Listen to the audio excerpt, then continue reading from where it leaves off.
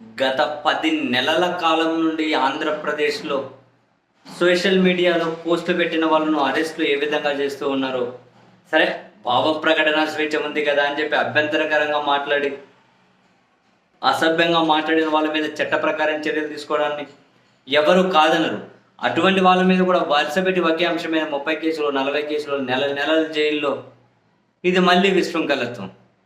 And Posani Krishna Murali గారి మీద 10 ఏళ్ల కిందట మాట్లాడితే ఎవరో మనోభావాలు దెబ్బతిన్నాయని ఆయన మీద కేసు పెట్టారు. ఒకే అంశం మీద 17 కేసులు. పీటీ వ్యాలీలు తీసుకొని ఎక్కడి బుద్ధి పెడితే అక్కడ తిప్పారు ఆయన. అసలు అదే భావ ప్రకటన స్వేచ్ఛకు అర్థం ఏంటో ఆంధ్రప్రదేశ్లో సర్కారును లేకుంటే పోలీసులను అడగాలి. ఆంధ్రప్రదేశ్లో ఇలాంటి పరిస్థితి ఉన్నప్పుడు తాజాగా సుప్రీంకోర్టు ఇచ్చినటువంటి తీర్పు నిజంగానే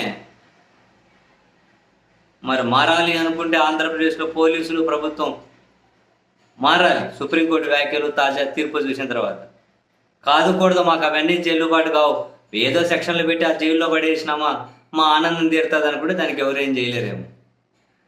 తాజాగా సుప్రీంకోర్టు సోషల్ మీడియాలో పోస్టులకు సంబంధించి ఒక సంచలనమైనటువంటి తీర్పు ఇచ్చింది.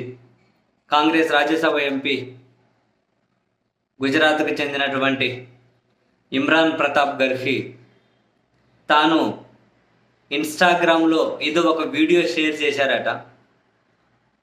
అది ఎవరినో రెచ్చగొట్టే విధంగా ఉందట. దాని మీద గుజరాత్ పోలీసులు కేసు పెడితే ఆయన సుప్రీంకోర్టుకి వెళ్ళారు. ఆయన మీద గుజరాత్ పోలీసులు పెట్టిన ఎఫ్ఐఆర్ను కొట్టివేసుకుంటూ సుప్రీంకోర్టు చాలా కీలక వ్యాఖ్యలు చేసింది. మనం ఎలాంటి సమాజంలో ఉన్నాం? ప్రజాస్వామ్యంలో ఉన్నాం, అది కూడా నాగరిక సమాజంలో, ఆరోగ్యకరమైన సమాజంలో భావ ప్రకటన స్వేచ్ఛ అనేది ఒక అంతర్భాగం. ఎక్కువ మందికి నచ్చకుండా ఒకరు మాట్లాడినంత మాత్రాన ఆయన మీద కేసులు పెట్టేయడం, వాళ్ళ మీద అదేదో క్రైము అయిపోదు. ఎక్కువ మందికి నచ్చకుండా మాట్లాడినా కూడా అలా మాట్లాడడాన్ని స్వాగతించడమే ప్రజాస్వామ్యం అంటే. ఇదేదో కొందరు వ్యక్తుల కోసం కేటాయింపబడిండేది కాదు. ఒక వ్యక్తి యొక్క భావ ప్రకటన స్వేచ్ఛను కాపాడడం న్యాయమూర్తులుగా మా విధి.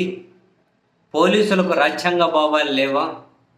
రాజ్యాంగ భావాలకు లోబడి నడుచుకోవాలని పోలీసులకు తెలియదా? భావ ప్రకటన స్వేచ్ఛ అనేది ప్రజాస్వామ్యంలో అదే అత్యంత కీలకం. అది మన ఆధునిక సమాజంలో అంతర్భాగం. సేమ్ వ్యాఖ్య చేసింది సుప్రీంకోర్టు.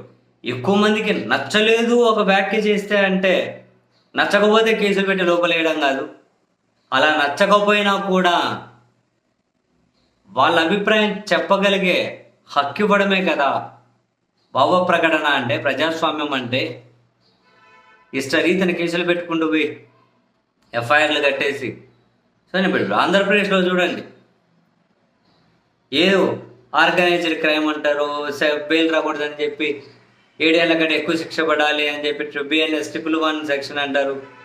పోలీసులు సెక్షన్ పడితే మెజిస్ట్రేట్లు రాసేస్తారు, ఇంకా మెజిస్ట్రేట్లు రాసేస్తారు రిమాండ్.